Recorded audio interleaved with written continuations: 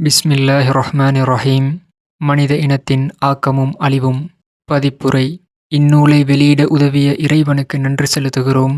பதான்கோட்டில் தாருஸ்ஸலாம் எனும் இடத்தில் இந்து, முஸ்லிம், சீக்கிய பெருமக்கள் முன் 1947 மே 10ஆம் நாளன்று மௌலானா சையீத் அபுல் அலா மௌதூதி அவர்கள் செய்த சொற்பொழிவின் தமிழாக்கமே இந்நூல்.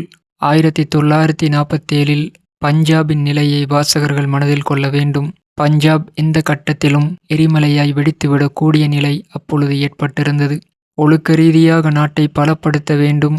நமது சிந்தனை செயல்களில் ஆக்கப்பூர்வமான ஒரு மாறுதல் ஏற்பட வேண்டும். தனிப்பட்ட ரீதியிலும் கூட்டான முறையிலும் ஒழுக்க மாண்புகளும் ஆக்கப்பூர்வமான செயல்களுக்கும் உரமூட்ட வேண்டும். தீய சக்திகள் நாட்டின் குறுக்கும் நடுக்குமாக எங்கும் கட்டவிழ்ந்து விட்டிருக்கின்ற இந்த நேரத்தில் சிந்திக்கும் திறன் அமைந்த மனதிற்கு மௌலானாவின் அறிவுபூர்வமான சொற்கள் சிறந்த உணவாக அமையும். அமைதியும் வளமும் நிறைந்த உறுதியான வாழ்வின் அடிப்படைக்காக இயங்கும் எல்லா ஆன்மாக்களுக்கும் இது அரிய விருந்தாக இருக்கும். மனித இனத்தின் ஆக்கமும் அழிவும். எவன் நம்மை படைத்து அறிவும் சிந்தனையும் வழங்கி நன்மை தீமைகளை பகுத்தறியும் ஆற்றலை அளித்து நமக்கு அறிவுரை கூறவும் நல்வழி காட்டவும் தன் நல்லடியார்களை அனுப்பி நல்லருள் புரிந்தானோ அவனுக்கே, அந்த அல்லாஹ்வுக்கே எல்லா புகழும் நன்றியும். எவர்கள் ஆதம் அலைஹிஸ்ஸலாம் அவர்களின் வழித்தோன்றல்களுக்கு மனிதத்தன்மையை கற்பித்து சிறப்பாக வாழ அறிவு புகட்டி மனித வாழ்வின் உண்மை குறிக்கோளை அறிவித்து இன்மையில் இன்பமும் மறுமையில் ஈடேற்றமும் பெரும் நியதிகளை தந்தார்களோ அவர்கள் மீது, அந்த இறைவனின் நல்லடியார்களின் மீது சாந்தியும் சமாதானமும் உண்டாகுக. இறைவன் விரும்புவது ஆக்கப்பணி.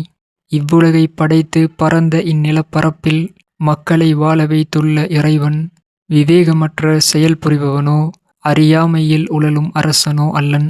மாறாக அவன் கட்டுப்பாடான நியதிகளையும் பலமான சட்ட திட்டங்களையும் வைத்திருக்கிறான். அவற்றின்படி அவன் இவ்வுலகை ஆளுகிறான். அவனுடைய சட்டதிட்டங்களுக்கு உட்பட்டு எவ்வாறு கதிரும் மதியும் விண்ணும் மண்ணும் ஐம்பூதங்களும் தாவர விலங்கினங்களும் இயங்குகின்றனவோ அவ்வாறே மனித இனமும் இயங்குகிறது. நமது பிறப்பு, இறப்பு, இளமை, முதுமை, சுவாசம், ஜீரண சக்தி, இரத்த ஓட்டம், நோய்கள், உடல்நலன்கள் ஆகியவற்றுக்கான இறைவனுடைய விதிமுறைகள் எவ்வாறு எவ்வித குழப்பமும் இல்லாது இயங்கிக் கொண்டிருக்கின்றனவோ அவ்வாறே நமது வரலாற்றில் வாழ்வு, தாழ்வு, வீழ்ச்சி, மீட்சி, நமது முற்போக்கு, நமது இன, சமுதாய, நாட்டு விதிகள் ஆகியவற்றுக்கான அவன் ஏற்படுத்திய சட்டதிட்டங்களும் எவ்வித குழப்பமும் இல்லாது இருக்கின்றன. அதன்படி அவன் நம் மீது ஆட்சி புரிகிறான். மூக்கின் வழியே சுவாசிப்பதற்கு பதிலாக கண் வழியே எப்படி சுவாசிக்க முடியாதோ, ஜீரணப் பைக்குள் உணவை ஜீரணிப்பதற்கு பதிலாக நெஞ்சில் எப்படி அதை ஜீரணிக்க முடியாதோ அப்படியே எந்த வழியானது சமுதாயத்தை வீழ்ச்சியுறச் செய்யுமென்று இறைவனின் சட்டம் கூறுகிறதோ அந்த வழியால் எந்த சமுதாயத்தையும் உயர்த்திவிட முடியாது. நெருப்பு எப்படி ஒருவனுக்கு சூடாகவும் மற்றொருவருக்கு குளிர்ச்சியாகவும் இருக்காதோ அப்படியே இறைவனால் தீய செயல்கள் என கருதப்பட்டவை ஒருவரை தாழ்த்தவும் மற்றொருவரை உயர்த்தவும் செய்யா. மனித இனத்தின் நன்மை தீமையை நிர்ணயிக்கும் இறைவனின் நியதியை யாராலும் தடுக்கவோ மாற்றவோ இயலாது. அதில் ஒருவரின் மீது பகை உணர்ச்சியும் மற்றொருவரின் மீது பரிவையும் காண முடியாது. இறைவனின் முதல் முக்கிய நியதி என்னவெனில் அவன் ஆக்க வேலையை விரும்புகிறான், அழிவு வேலையை விரும்புவதில்லை என்பதே. மனிதன் இவ்வுலக நடைமுறைகளை ஒழுங்குபடுத்துவதையும் இம்மண்ணுலகை அலங்கரிப்பதையும் தன்னால் அருளப்பட்ட கருவிகளையும் சக்திகளையும் திறமைகளையும் நன்கு பயன்படுத்தி முன்னேற்றத்துக்கு இட்டுச் செல்வதையுமே உலகின் அதிபதி எனும் முறையில் இறைவன் விரும்புகிறான். இவ்வுலகை அழிப்பதையோ அலங்கோலப்படுத்துவதையோ ஒழுக்க கேடுகள், அசுத்தங்கள், கொடூரங்கள், அக்கிரமங்கள் ஆகியவற்றால் உலகை நாசப்படுத்துவதையோ அவன் விரும்பவில்லை. விரும்புவான் என்று எதிர்பார்க்கவும் முடியாது. உலகை சீர்திருத்தும் நோக்குடையவர்களாக முன் வருவோரில் ஆக்க வேலை செய்யும் ஆற்றல் எவரிடம் இருக்கிறதோ அவரையே தகுதியுடையவர்களாக இறைவன் தேர்ந்தெடுக்கிறான். அத்தகையோரிடமே இவ்வுலகின் ஆட்சி பொறுப்பை ஒப்படைக்கிறான். அவ்வாறு உலக பொறுப்பை ஒப்படைத்த பின் அவர்கள் ஆக்க வேலை எவ்வளவு செய்கிறார்கள், அழிவு வேலை எவ்வளவு செய்கிறார்கள் என்பதை இறைவன் கவனித்துக் கொண்டிருக்கிறான். எதுவரை அழிவு வேலையை காட்டிலும் ஆக்க வேலை மிகுந்திருக்கிறதோ அதுவரை அவர்கள் மீது குற்றம் குறைகள் இருப்பினும் அவர்களிடமே பொறுப்பு விட்டு வைக்கப்படுகிறது. அவர்கள் ஆக்க வேலை குறைவாகவும் அழிவு வேலை மிகுதியாகவும் செய்யத் தொடங்கிவிட்டால் அவர்களை தூக்கி எறிந்து விடுகிறான் இறைவன். தகுதியுடைய மற்றவர்களை அதே நிபந்தனையின் அடிப்படையில் பொறுப்பாளியாக்கி விடுகிறான். இது முற்றிலும் இயற்கை நியதியாகும். அது அவ்வாறுதான் இருக்க வேண்டுமென்று உங்கள் அறிவும் சான்று கூறும். உங்களில் ஒருவருக்கு ஒரு தோட்டம் இருப்பதாக வைத்துக் கொள்ளுங்கள். அதை பாதுகாத்து பராமரிக்கும் பொறுப்பை அவர் ஒரு வேலைக்காரனிடம் ஒப்படைத்தால் அவனிடமிருந்து முதலில் அவர் என்ன எதிர்பார்ப்பார்? தோட்டத்தை நாசமாக்காமல் பாதுகாப்பதைத் தவிர வேறு எதை விரும்புவார்? தோட்டக்காரன் தோட்டத்தை நல்ல நிலையில் வைத்திருக்க வேண்டும். அதிகபட்ச வளர்ச்சியடையும்படி செய்ய வேண்டும்.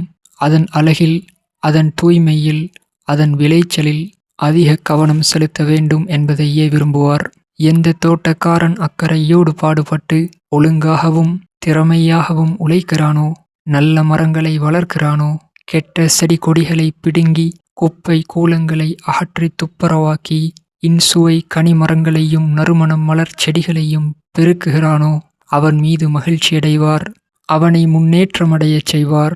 அத்தகைய தகுதி வாய்ந்த பொறுப்பு உள்ள கடமையை நன்கு நிறைவேற்றுகின்ற வேலைக்காரனை வேலையிலிருந்து நீக்க ஒருபோதும் விரும்ப மாட்டார். அதற்கு மாறாக தோட்டக்காரன் தகுதியற்றவன், சோம்பேறி, அறிந்தோ அறியாமலோ தோட்டத்தை கெடுப்பதில் ஈடுபட்டிருக்கிறவன் என்றிருந்தால், தோட்டம் குப்பை கூலங்களால் மண்டி கிடந்தால், பாதைகள் சிதைந்து விட்டால், நீர் வீணாக பாய்ந்து கொண்டிருந்தால், செடி கொடிகளெல்லாம் வாடிக்கொண்டிருந்தால், புல்லும் புதரும் முட்செடிகளும் வளர்ந்து கொண்டிருந்தால், மலர் செடிகளையும் பல மரங்களையும் அவன் பிடுங்கி எறிந்து விட்டு கொண்டிருந்தால், நல்ல மரங்கள் வாடிக்கொண்டிருந்தால், எந்த தோட்டத்து உரிமையாளர் அவனை விரும்புவார்?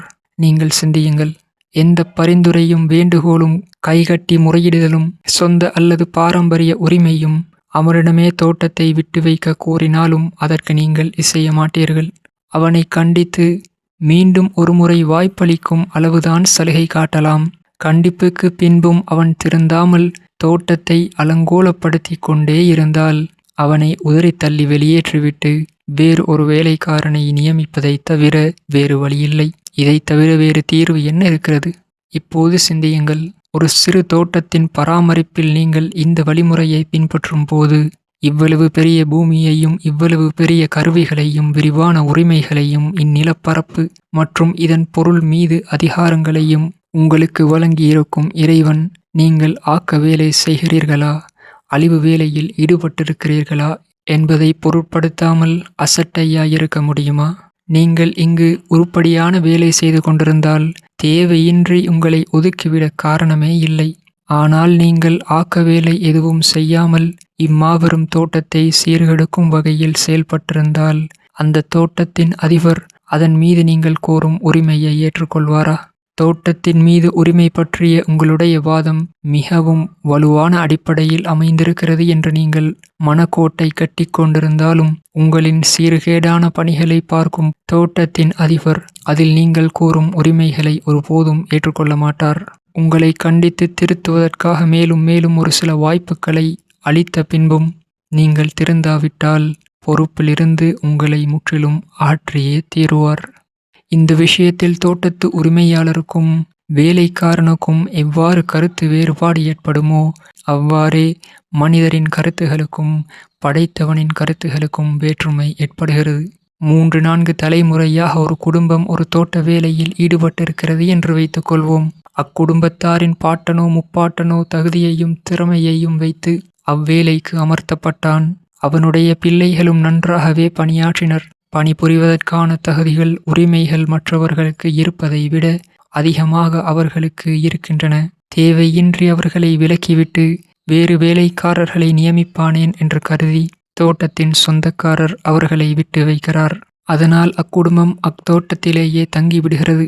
ஆனால் இப்போதோ அக்குடும்பத்தினர் தகுதியற்றவர்களாகவும் ஒழுக்கமற்றவர்களாகவும் சோம்பேறிகளாகவும் கடமையை உணராதவர்களாகவும் மாறிவிட்டார்கள் என்று வைத்துக் கொள்ளுங்கள். தோட்ட வேலைக்காரர்களுக்கு இருக்க வேண்டிய தகுதிகள் இல்லாமல் தோட்டம் முழுவதையும் சீரழிக்கிறார்கள் என்றும் வைத்துக் கொள்ளுங்கள். ஆனால் அவர்கள் நாங்கள் பாட்டன் முப்பாட்டன் காலத்திலிருந்து இத்தோட்டத்திலேயே இருந்து வருகிறோம். எங்கள் முப்பாட்டன்தான் இத்தோட்டத்தை முதலில் உண்டாக்கினான். ஆகையால் நாங்கள் இங்கேயே இருக்கும் பிறப்புரிமையை பெற்றிருக்கிறோம். எங்களை நீக்கிவிட்டு வேறு வேலைக்காரர்களை நியமிக்கக் கூடாது என்று வாதிடுகிறார்கள் என்றும் வைத்துக் கொள்ளுங்கள். தோட்டத்து உரிமையாளர் அவர்கள் கூறும் வாதத்தை ஏற்றுக்கொள்வாரா? இந்த தோட்டத்தை உங்கள் முப்பாட்டனுக்காக உண்டாக்கவில்லை. உங்கள் முப்பாட்டனை இத்தோட்டத்தில் வேலைக்காரனாகவே அமர்த்தினேன். இதை சீராக பராமரிப்பது மிகவும் முக்கியமானது. உண்மை தொண்டும் திறமையும் இருந்ததால்தான் இங்கிருக்க உங்களுக்கு உரிமையுண்டு. இத்தோட்டத்தை நன்கு வளர்க்கும் ஆக்கப்பணி புரிந்தால்தான் உங்கள் உரிமைகள் மதிக்கப்படும். தேவையின்றி பழைய வேலைக்காரர் மீது எனக்கேன் பகைமை ஏற்படப் போகிறது? நீங்கள் நல்ல பணி புரிந்தால் உங்களை விலக்கி புதிய வேலைக்காரர்களை அமர்த்த வேண்டிய எண்ணம் எனக்கேன் ஏற்படுகிறது? இத்தோட்டத்தை அழிப்பதிலும் அலங்கோலப்படுத்துவதிலும் ஈடுபட்டு கொண்டு எதற்காக நியமிக்கப்பட்டிருக்கிறீர்களோ அதற்கான பொறுப்புகளை நிறைவேற்றாதிருந்தால் நீங்கள் கோரும் உரிமைகளை நான் ஏற்றுக்கொள்ள முடியாது. வேறு வேலைக்காரர்கள் தயாராயிருக்கிறார்கள். தோட்டத்தின் பராமரிப்பை அவர்களிடம் ஒப்படைத்து விடுவேன். நீங்கள் அவர்களுக்கு கீழ் வேலை செய்ய வேண்டியிருக்கும். அப்போதும் நீங்கள் திருந்தாமல் ஊழியரின் ஊழியராக இருக்கவும் தகுதியற்றவர்கள் என்று நிரூபணமானால், அழிவு வேலையே செய்து வருவீர்களானால் நீங்கள் இங்கிருந்து வெளியேற்றப்படுவீர்கள். உங்களுக்கு பதிலாக மற்றவர்கள் அமர்த்தப்படுவார்கள் என்று தோட்டச் சொந்தக்காரன் கூறினால் அது நியாயமே ஆகும். தோட்டத்தின் உரிமையாளருக்கும் வேலைக்காரருக்கும் ஏற்படும் இதே கருத்து வேறுபாடு உலகின் அதிபதிக்கும் உலகவாசிகளுக்கும் ஏற்படுகிறது. உலகில் வசிக்கும் பல்வேறு சமுதாயங்களும் எந்த நிலப்பகுதியில் அவை வசிக்கின்றனவோ அப்பகுதியை இது எங்கள் சமுதாயத்தின் தாயகமாகும். தலைமுறை தலைமுறையாக நாங்களும் எங்கள் மூதாதையரும் இங்கு வசித்து வருகிறோம். இந்நிலப்பரப்பின் மீது எங்களுக்கு பிறப்புரிமையுண்டு. இங்கு எங்கள் ஆட்சிதான் இருக்க வேண்டும். வெளியிலிருந்து வந்து இங்கு ஆள்வதற்கு வேறு யாருக்கும் உரிமையில்லை என்று கூறினால் உலக அதிபதி அதை ஏற்றுக்கொள்வானா? அவன் எப்போதும் அத்தகைய சமூக உரிமையை ஏற்றுக்கொள்வதில்லை. எந்த நாட்டின் மீதும் அங்கு வாழும் மக்களுக்கு பிறப்புரிமையுண்டு. எக்காரணத்தை கொண்டும் அவர்கள் ஆட்சி பறிக்கப்படக்கூடாது என்பதை அவன் ஒப்புக்கொள்வதில்லை. ஒவ்வொரு சமூகமும் தன்னுடைய நாட்டில் என்ன செய்கிறது என்பதையே அவன் கவனிக்கிறான். அச்சமூகம் ஆக்க வேலையிலும் நாட்டை ஒழுங்குபடுத்துவதிலும் ஈடுபட்டிருந்தால் தன் ஆற்றலை பயன்படுத்தி இவ்வுலகை சீர்திருத்தி முன்னேற்றத்துக்கு இட்டுச் சென்றால், தீமைகளை அகற்றி நன்மைகளை பெருக்கினால் அந்நாட்டின் ஆட்சி பொறுப்பு அச்சமூகத்துக்கே உரியது என்று உலக அதிபதி முடிவு செய்கிறான். நீங்களே நெடுங்காலமாக இங்கு வாழ்வதாலும் அவற்றுக்கான தகுதியுடையவர்களாய் இருப்பதாலும் மற்றவர்களை விட உங்களுக்கே முழுதும் இது உரிமையுடையது என்பதை ஒப்புக்கொள்கிறான்.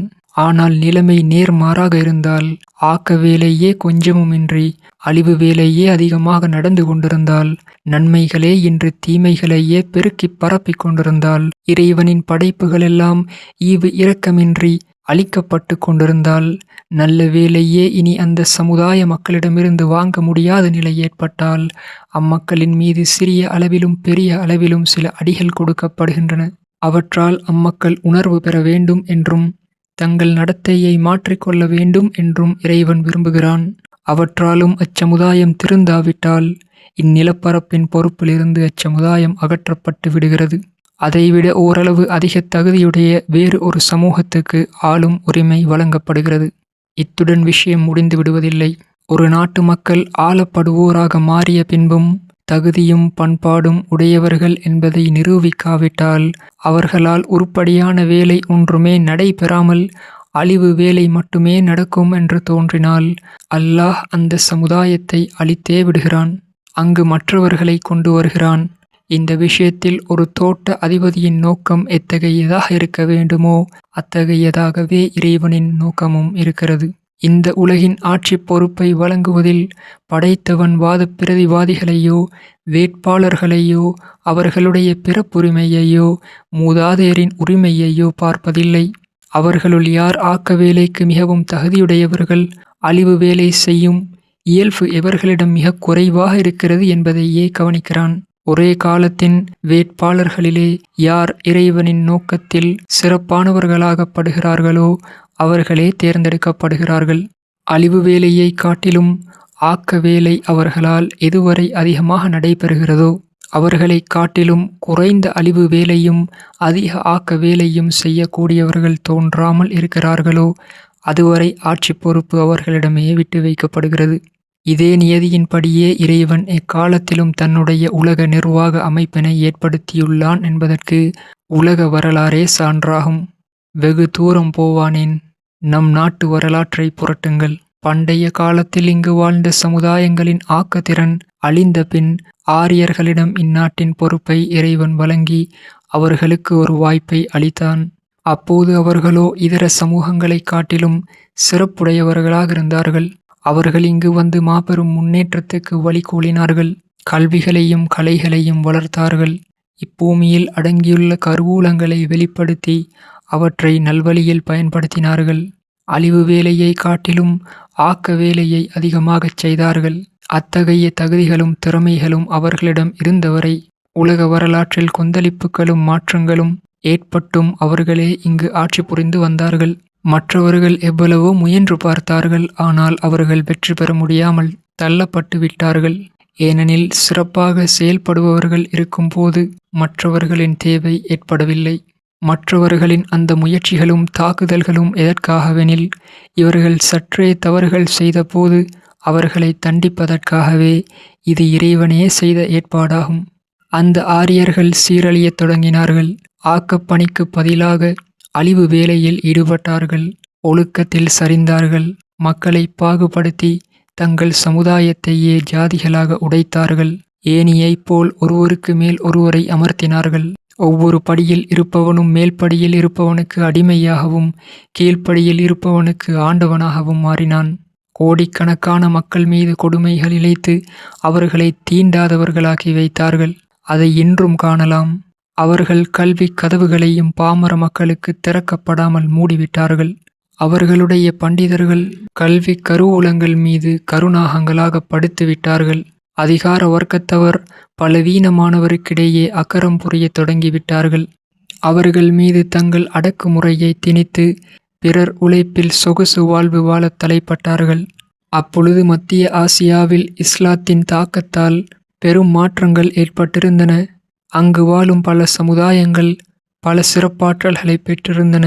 அவர்களிலிருந்து சிலருக்கு இந்நாட்டுக்கு வந்து கடமைகளை ஆற்ற இறைவன் வாய்ப்பளித்தான். முஸ்லிம்கள் பல நூற்றாண்டுகள் வரை இந்நாட்டின் ஆட்சி பொறுப்பை சீராக நிறைவேற்றினார்கள். அவர்களால் கவரப்பட்டு இந்நாட்டு மக்களில் பெரும்பாலோர் இஸ்லாத்தை தழுவினார்கள். சில அழிவு பணிகளையும் முஸ்லிம்கள் செய்தார்கள் என்பதில் சந்தேகமில்லை. எனினும் அவர்கள் அழிவு வேலையை காட்டிலும் ஆக்கப்பணி அதிகமாக புரிந்தார்கள். பல நூற்றாண்டு காலம் நிகழ்ந்த ஆக்கப்பணி அனைத்தும் அவர்கள் கையாலேயே நிகழ்ந்தது அல்லது அவர்களுடைய தூண்டுதலால் நடந்தது. அவர்கள் கல்வியொளியை பரப்பினார்கள். சிந்தனைகளை திருத்தினார்கள். மக்களை முன்னேற்றத்துக்கு இட்டுச் சென்று சமுதாயத்தை சீர்படுத்தினார்கள். நாட்டின் பொருள்களையும் கருவிகளையும் அந்தந்த கால தரத்துக்கேற்ப பயன்படுத்தினார்கள். அமைதியும் நீதியும் நிறைந்த ஆட்சி அமைப்பை நிறுவினார்கள். இஸ்லாமிய கண்ணோட்டத்திலிருந்து பார்த்தால் அவர்கள் புரிந்த பணி தரத்தில் மிகச் சிறந்தது என்று சொல்ல இயலாது. சில குறைகள் இருக்கத்தான் செய்தன. ஆனாலும் நாட்டின் முந்தைய நிலையையும் சுற்றியிருந்த இதர நாடுகளின் நிலையையும் ஒப்பிட்டுப் பார்க்கும் போது அது மிகவும் உயர்ந்ததாக இருந்தது. அதற்கு பின் அவர்களும் முந்தையவர்களைப் போல் சரியத் தொடங்கினார்கள். அவர்களுக்குள்ளும் ஆக்கப்பணி தோய்ந்து அழிவுப்பணி விரியத் தொடங்கிற்று. அவர்களும் உயர்வு தாழ்வையும் இன வேற்றுமையையும் வர்க்க பேதத்தையும் தங்களுக்குள் புகுத்தி தங்கள் சமுதாயத்தையே சிதைத்தார்கள். அதனால் எண்ணற்ற அரசியல் சமூக பண்பாட்டுச் சீர்கேடுகள் உண்டாயின. அவர்களும் நீதியை சரிவர பேணவில்லை. அநீதியை அதிகமாக செய்யத் தொடங்கினார்கள். ஆட்சியின் கடமைகளை மறந்து ஆட்சியினால் வரக்கூடிய நலன்களையும் இலாபத்தையும் மட்டுமே கவனிக்கத் தொடங்கினார்கள். அதிலும் தவறான வழிகளில் வரும் இலாபங்களில் லயித்திருந்தார்கள். கட்டுமானம், முன்னேற்றம், சீர்திருத்தம் ஆகிய பணிகளை விடுத்து இறைவனால் அருளப்பட்ட சக்திகளையும் கருவிகளையும் விரயமாக்கத் தொடங்கினார்கள். அதனை பயன்படுத்தினாலும் வாழ்வை கெடுக்கும் காரியங்களிலேயே பயன்படுத்தினார்கள். சொகுசு வாழ்விலும் உடல் சுகத்திலும் மூழ்கி கிடந்தார்கள். ஆட்சியாளர்கள் தோற்றுப்போய் டில்லி செங்கோட்டையிலிருந்து வெளியேற நேர்ந்தபோது இளவரசர்கள் ஆட்சி பொறுப்பினை ஏற்க வேண்டியிருந்தவர்கள் தம் உயிரை காப்பாற்றிக் கொள்ள ஓடவும் முடியாத நிலையில் இருந்தார்கள். ஏனெனில் அவர்கள் பூமியில் நடக்கும் பழக்கத்தையும் நீண்ட நாட்களுக்கு முன்பே விட்டுவிட்டிருந்தார்கள். இந்த இழிநிலையில் விழும் அளவுக்கு அவர்கள் சுகபோகத்தில் மூழ்கி கிடந்தார்கள். முஸ்லிம்களின் பொது ஒழுக்கக்கேடு எந்த அளவு மிகுந்ததென்றால், பாமரர் முதல் மிகப் பெரிய பொறுப்பு வாய்ந்த மனிதர் வரை சுயநலத்தை தவிர வேறெதையும் பேணவில்லை.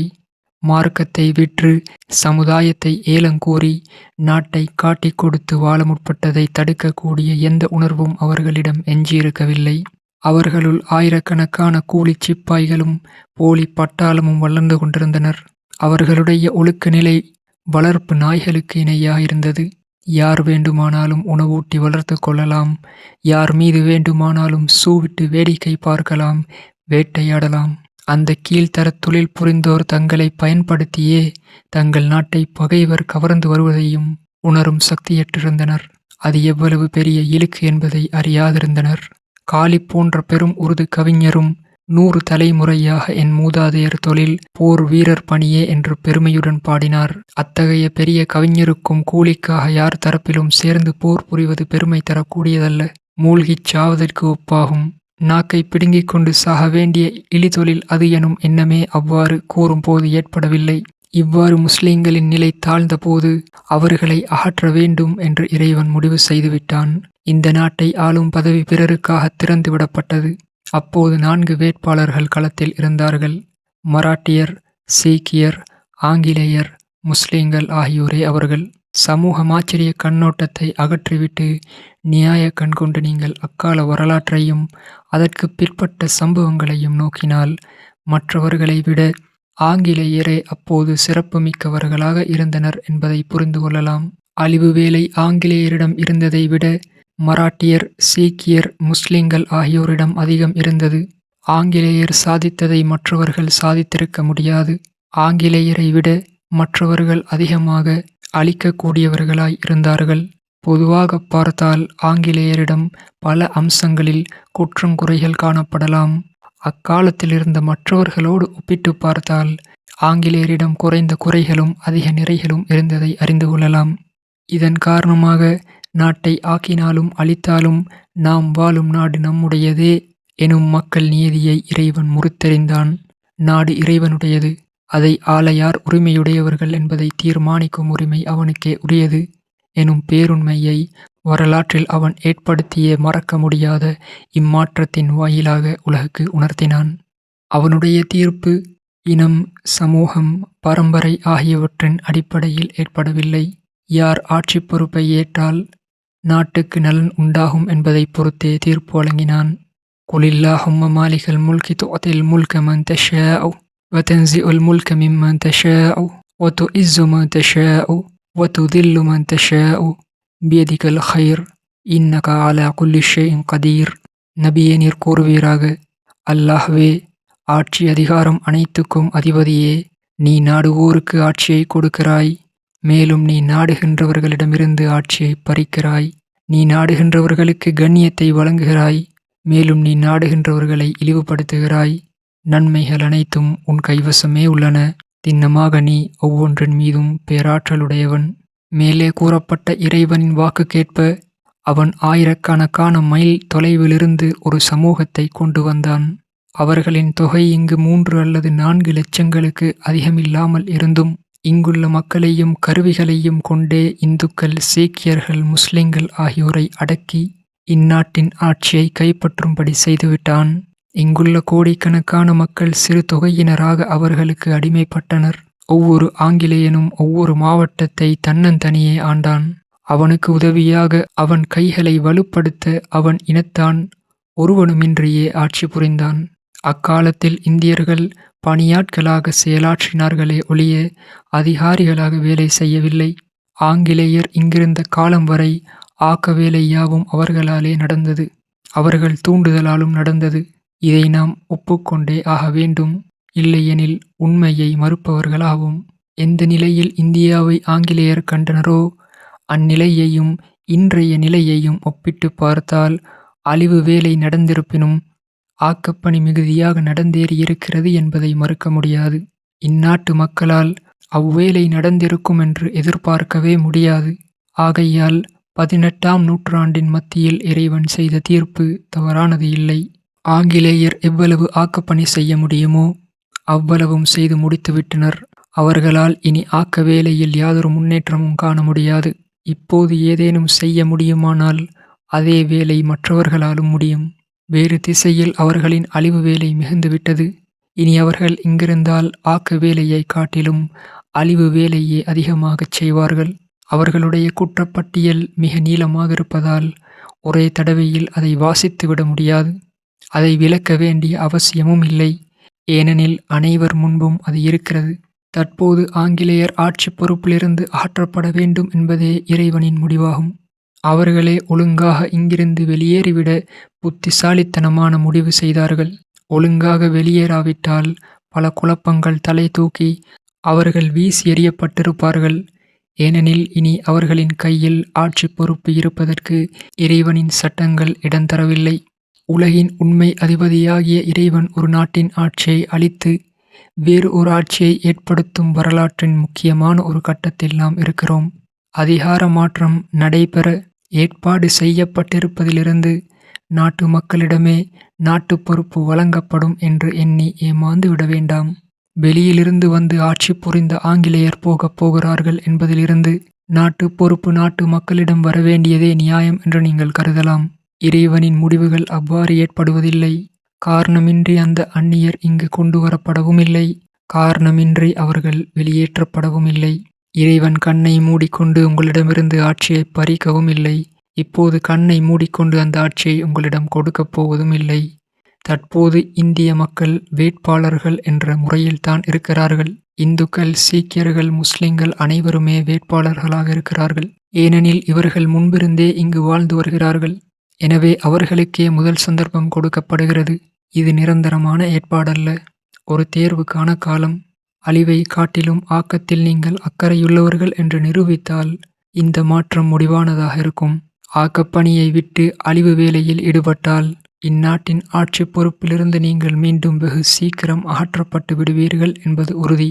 அருகில் இருந்தோ தொலைவில் இருந்தோ வேறு சமூகங்களில் இருந்து ஒரு சமூகம் இந்நாட்டை ஆள இறைவனால் தேர்ந்தெடுக்கப்படும். இந்த முடிவுக்கு எதிராக யாரும் முறையிடவே இயலாது. உலகுக்கு முன்னம் நம்முடைய தகுதியின்மையை வெளிப்படையாக நிரூபித்த பின் எந்த முகத்தை கொண்டு முறையிட முடியும்? அப்படி முறையிட்டாலும் அது நியாயம்தான் என்று யாரும் ஏற்றுக்கொள்ள மாட்டார்கள்.